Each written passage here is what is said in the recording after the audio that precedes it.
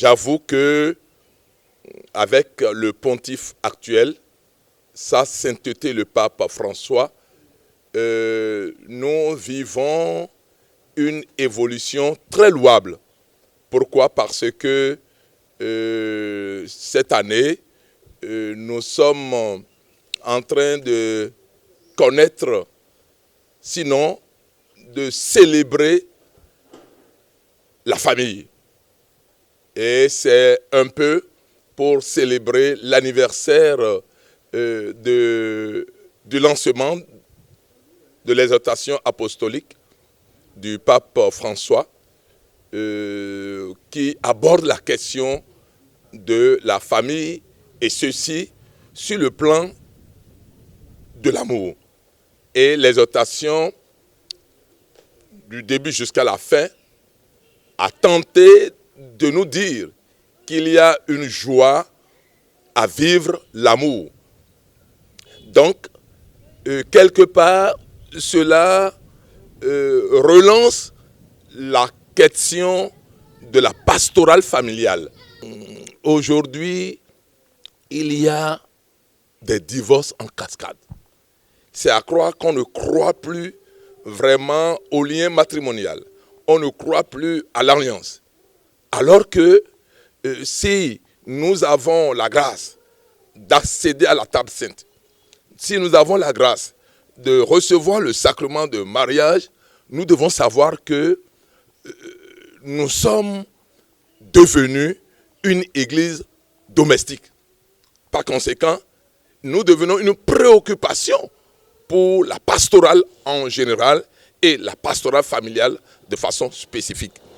Mais là où le bas blesse, et qui fait que je me dois de partager un peu quelques convictions avec vous, c'est que j'ai remarqué que nous qui sommes dans le sacrement de mariage, qui ne sommes pas prêtres, et qui avons reçu la formation pour accompagner le vivre conjugal, le vivre familial de nos frères et sœurs, qui ont opté beaucoup plus pour la vocation matrimoniale et qui fait qu'on nous appelle des laïcs. Et il semble que, sinon, je constate que nous ne nous faisons pas confiance. Nous ne nous faisons pas confiance. Et malheureusement, ceux qui sont chargés de nous aider à vivre notre vocation matrimoniale, j'ai comme l'impression que, pour la plupart, certains d'entre eux banalisent la chose. Et on est même tenté de dire que certains, malheureusement, n'arrivent pas à aider vraiment. Au contraire, nous sommes dans l'amer constat que certains vont jusqu'à occasionner, je dis bien, occasionner des divorces. Et c'est là où le bas blesse. Et c'est ce qui m'amène à dire que une fois que nous sommes mariés sacramentellement, nous avons à nous prendre au sérieux et à comprendre que c'est une vocation. Et ce sacrement n'est pas à banaliser. Ce sacrement n'est pas à banaliser dans la mesure où, lorsque nous nous référons au catéchisme de l'Église catholique, nous découvrons que le sacrement de mariage et le sacrement de l'ordre, voilà deux sacrements qui font grandir l'Église. Et nous parlons de quelle Église? Nous parlons de l'Église catholique romaine.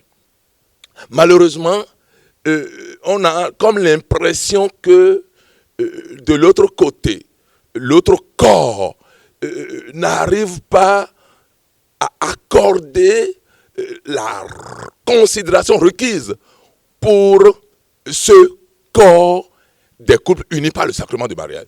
Et depuis lors, depuis quelques jours, j'ai jugé important de constituer, de me mettre en groupe avec un certain nombre de laïcs engagés pour que nous travaillions à la constitution de la grande unité des couples unis par le sacrement de mariage.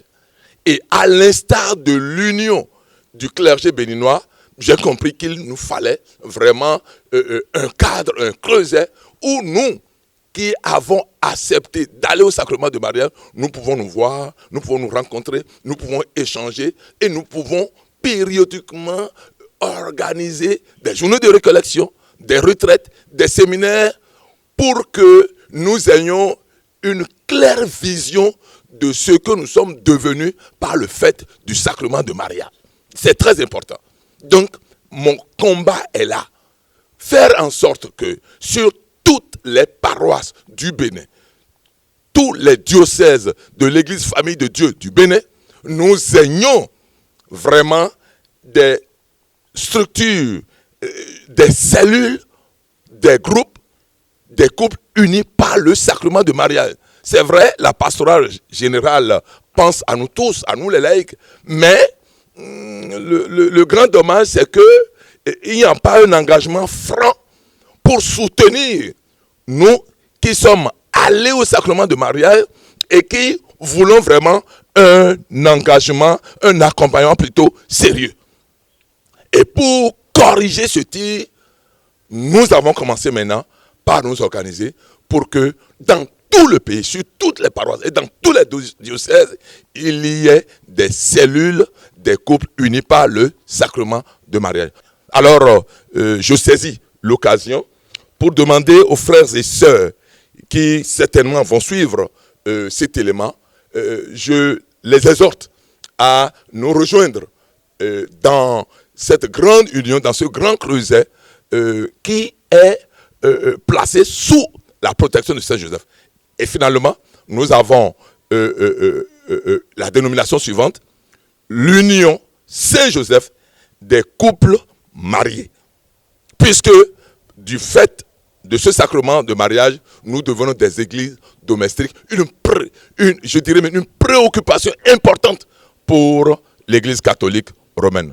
Voilà, chers frères et sœurs, ce que j'ai voulu partager avec vous, parce que je crois et j'espère qu'en m'écoutant et en me voyant, vous croirez que, attention, c'est un engagement pour qu'on restaure un peu l'image du couple uni par le sacrement de mariage et qu'on cesse d'être objet des divorces de certains couples unis par le sacrement de mariage.